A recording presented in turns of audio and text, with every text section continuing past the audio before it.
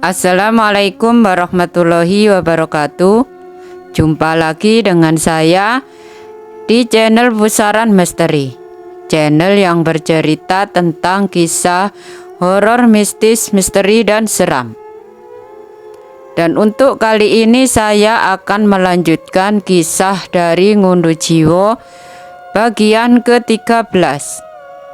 Cerita Ngunduh Jiwo yang diceritakan oleh Restu Wiraatmaja di akun Twitternya. Dan bagi teman-teman yang ingin membacanya secara langsung, silakan kunjungi linknya di kolom deskripsi di bawah ini.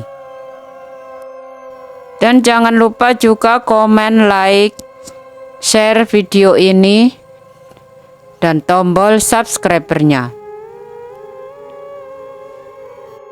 Langsung saja kita simak ceritanya bersama saya, Yulia.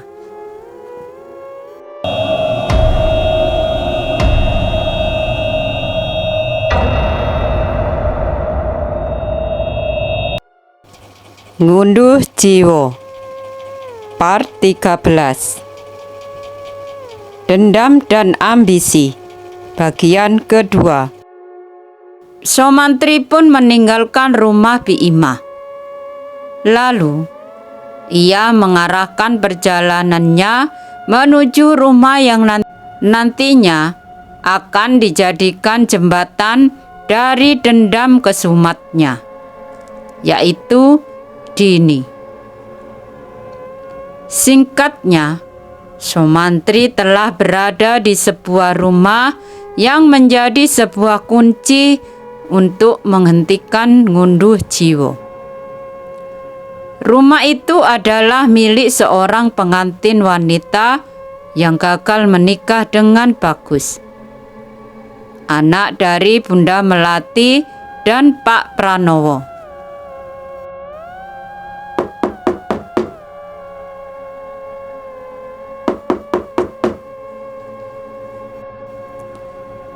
Tidak berselang lama, pintu pun terbuka. Seorang wanita yang penampilannya sudah tidak terawat keluar sembari membawa sebilah pisau di tangannya. "Mau apa kau datang kemari?" Somantri mengangkat kedua tangannya. Ia berharap sebilah pisau tajam itu tidak menusuk perutnya. "Pergi! Jangan ganggu keluarga kami lagi." "Tunggu, tahan emosimu. Kau dan mereka semua tidak ada bedanya. Biarkan keluarga kami bebas dan berdamai dari rongrongan orang-orang yang berjubah munafik." Laki-laki Somantri benar-benar ahli dalam bersilat lidah. Ia berusaha untuk meyakinkan kepada Dini agar dirinya mau mendatanginya ke rumah Mbah Sur.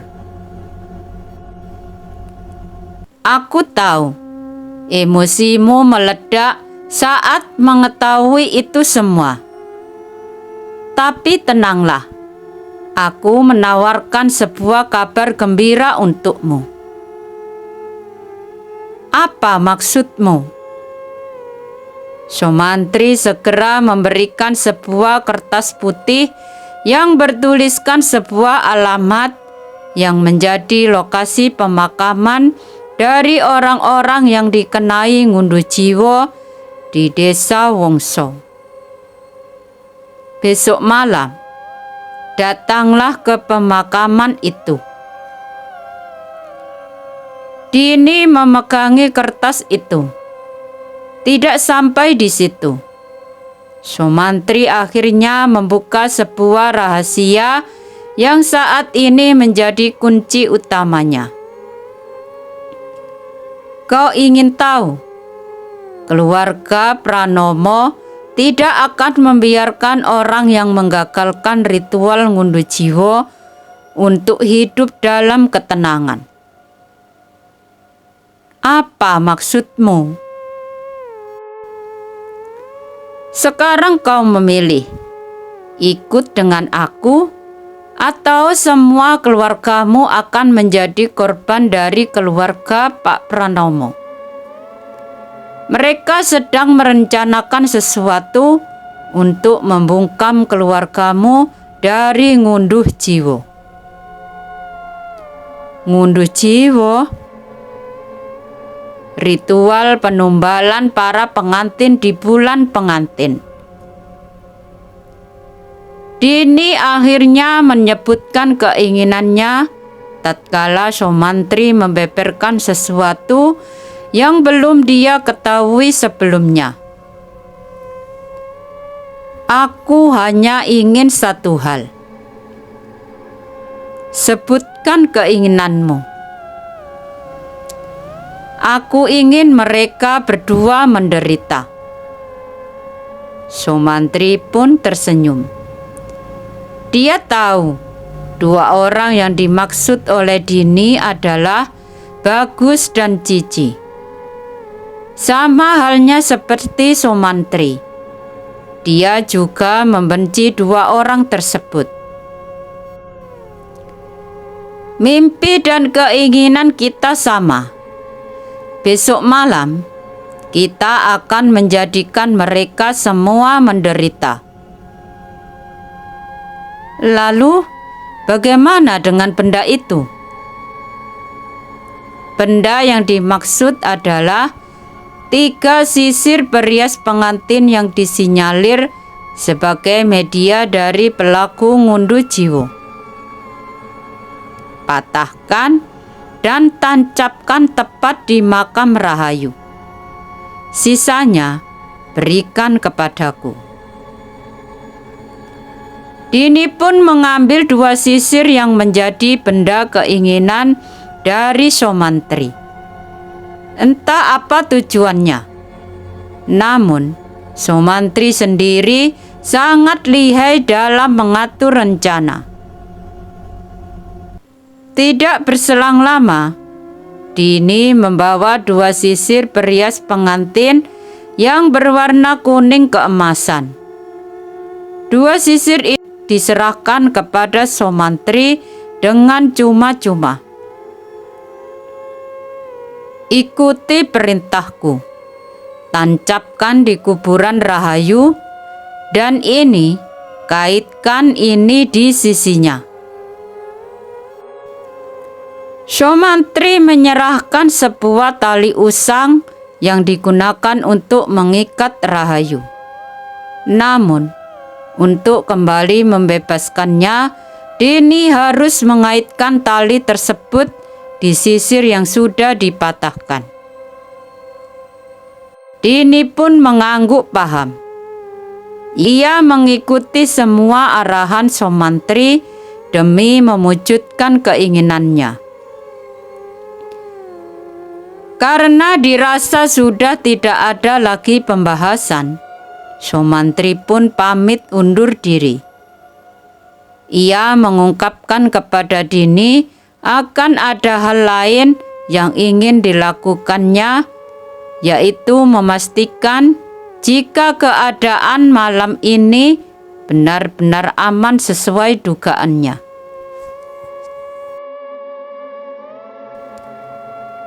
Sementara itu, Pak Sumardi dan Ibu Sumi sudah tiba di desa Wongso.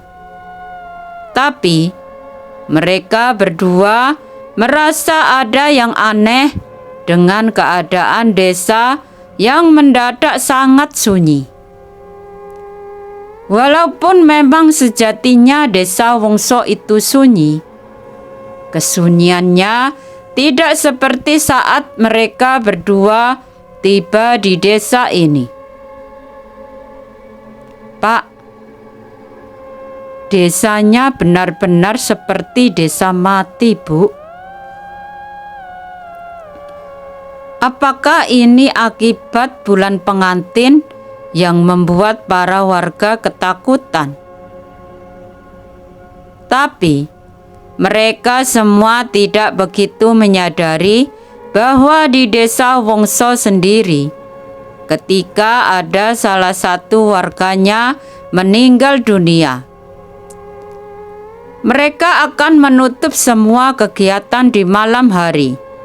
Mereka percaya semenjak kematian Rahayu, teror dan ketakutannya benar-benar dirasakan oleh para warga. Pak Sumardi dan Ibu Sumi berjalan ke arah rumah Mbah Sur.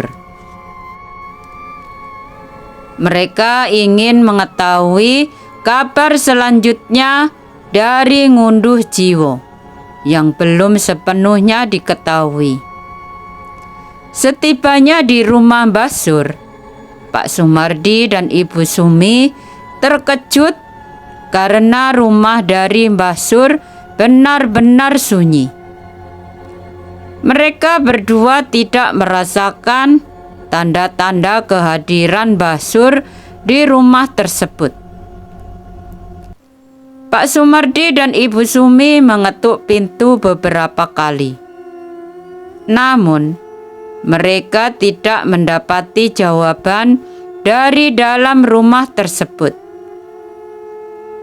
"Pak, apakah Mbah Sur sudah pindah?"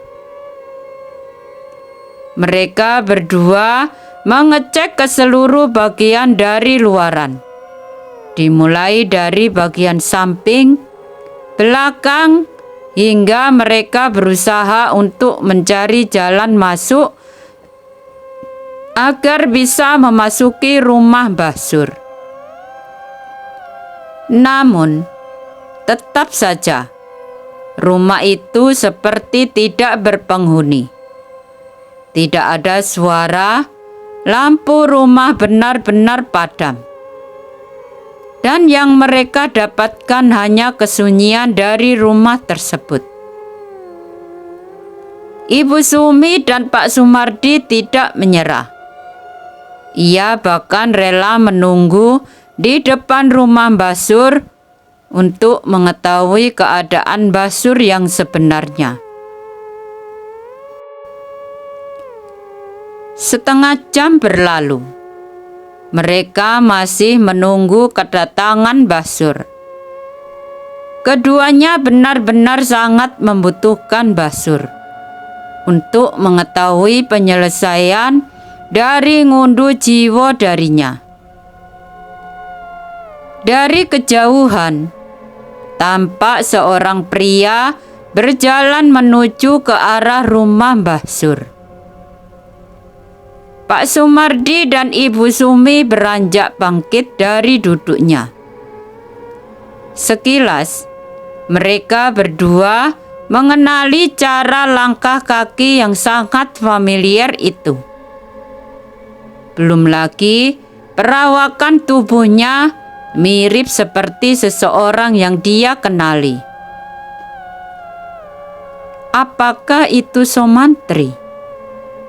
tanya Ibu Sumi kepada Pak Sumardi. Setelah pria itu mendekat lebih jauh, Ibu Sumi dan Pak Sumardi baru bisa melihat wajah asli dari pria tersebut. "Selamat malam para pemandi jenazah." "Tunggu, apa yang kau lakukan malam-malam begini di rumah Mbah Sur?" tanya Ibu Sumi. "Seharusnya pertanyaan itu aku arahkan kepada kalian berdua. Apa yang kalian cari di rumah Mbah Sur? Kalian rela meninggalkan desa kalian hanya untuk menemuinya, kan?" Ibu Sumi dan Pak Sumardi saling memandang. Mereka berdua bahkan mengakui tujuan dari kedatangannya menuju desa Wongso. "Aku ingin menemui Mbah Sur. Ada yang ingin aku tanyakan tentang Ngunduh Jiwo." "Kau bisa menanyakan itu kepadaku," ucap Somantri. "Apa maksudmu?" dia sudah wafat. Kematiannya bersama dengan seseorang yang berada di Tejo Kromo. Pasti kau mengenalinya, kan? Mereka berdua kaget mendengar penuturan dari Sumantri. Pernyataan yang sangat frontal itu sengaja Sumantri berikan dengan tujuan mengajak kerjasama Ibu Sumi dan juga Pak Sumardi. Pak Wikto, bagaimana bisa? Aku pelakunya. Selama ini, kematian para pengantin adalah ulahku. Kau pelaku ngunduh jiwa? Bukan. Aku adalah orang yang mengendalikannya. Pelakunya adalah suami dari Bunda Melati. Dan yang lebih mengejutkan, Bunda Melati dan para kroconya adalah para penggerak dari ngunduh jiwa itu sendiri. Seakan tidak percaya, Ibu Sumi langsung mundur beberapa langkah. Ia bahkan tidak kuasa menahan rasa kesal, emosi, sedih dan tidak kepercayaannya akan semua yang sudah berjalan semestinya. Sumantri, apa tujuanmu melakukan itu? Tanya Pak Sumardi. Sumantri perlahan membalikkan badannya. Ia kemudian melihat warna langit dari desa Wongso yang sangat indah jika dipandang dengan mata telanjang. Dulu, aku mempercayai bahwa cahaya kehidupan akan datang untuk menyinari para hati manusia yang gelap. Sekarang, aku justru membenci pemandangan itu. Dengan bangganya, Sumantri pun mengatakan pernyataannya kepada Pak Sumardi terkait dengan tujuan dan ambisinya saat ini. Aku mempercayai bahwa kegelapan yang aku ciptakan kelak akan melahirkan cahaya baru. Kau tahu apa cahaya yang kumaksud? Pak Sumardi hanya terdiam. Tangannya pun sudah menggenggam kuat dan ingin ia layangkan bogeman mentah itu tepat di wajah Sumantri. Cahaya itu bernama dendam. Sumantri benar-benar mendapatkan bogeman mentah dari Pak Sumardi. Dia tidak membayangkan akan kelanjutan seperti ini. Darah segar menodai bibir bagian kanan Sumantri. Ia bahkan tidak menyangka akan mendapatkan bogeman mentah dari seorang Pak Tua seperti Pak Sumardi. Kau telah sengaja mempermainkan kematian orang-orang hanya untuk mewujudkan dendammu, ucap Pak Sumardi. Sumantri tertawa. Dia bahkan tidak mengerti dengan pandangan dangkal yang dimiliki oleh Pak Sumardi. Lalu, apa yang harus aku lakukan jika orang yang aku cintai juga dibunuh oleh orang-orang yang sama?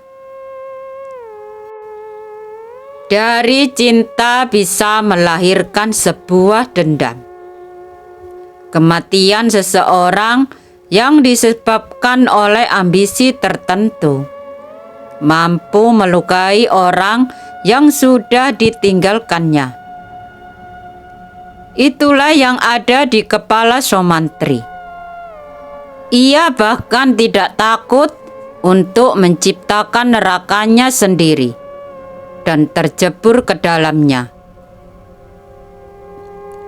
Ia sudah bersiap untuk mengakhiri hidupnya dengan membunuh orang-orang yang terikat dan berhubungan atas kematian calon istrinya tersebut. Ibu Sumi masih terdiam. Tatapannya menjadi kosong. Pantas saja, saat di mana dirinya mendapati sosok Rahayu, sosok itu minta dilepaskan.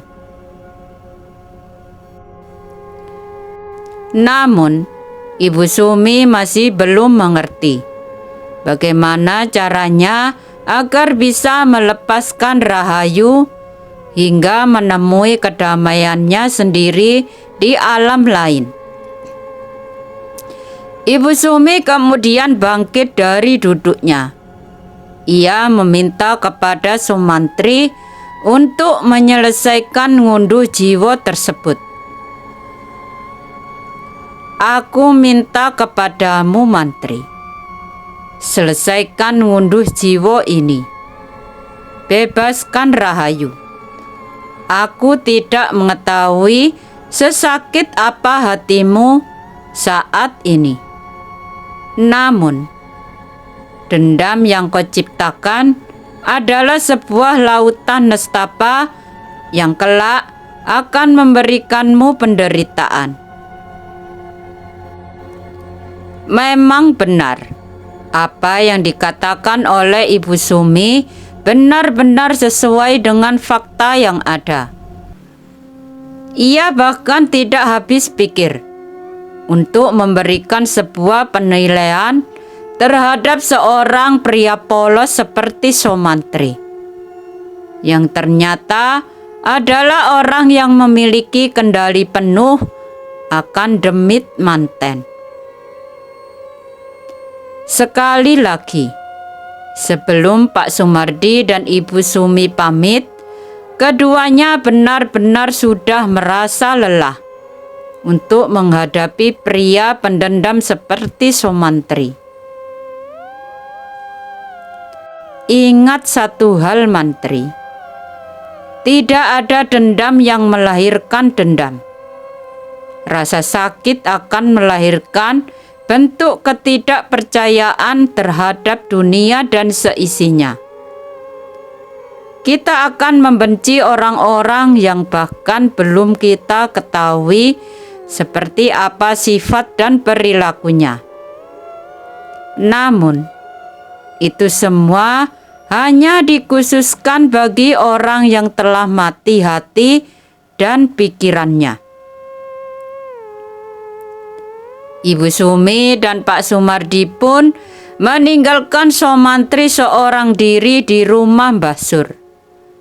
Keduanya sudah sangat lelah untuk kembali ikut campur dalam permasalahan yang sangat tidak masuk akal ini. Somantri hanya bisa memaklumi hal itu. Dia bahkan tidak melarang kepada orang-orang yang berada di sekitarnya untuk membenci tindakan salahnya itu. Kepergian Pak Sumardi dan Ibu Sumi merupakan sebuah awal dari dimulainya sebuah dendam yang sudah ia tanamkan sejak lama. Di tempat Mbah Sur, Somantri berusaha untuk menenangkan diri. Setelah kematian calon mertuanya itu, ia jadikan rumahnya sebagai tempat untuk bernaung.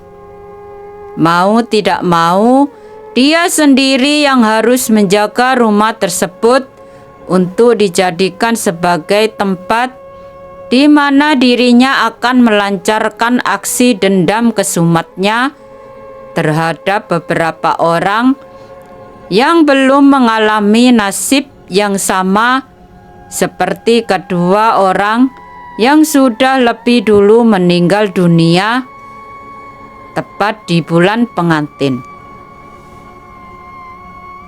Victor Mbah Sur. Dua orang ini sudah kuamankan. Selanjutnya, perlahan aku akan habisi mereka semua. Sekarang, rumah itu adalah markas bagi Sumantri.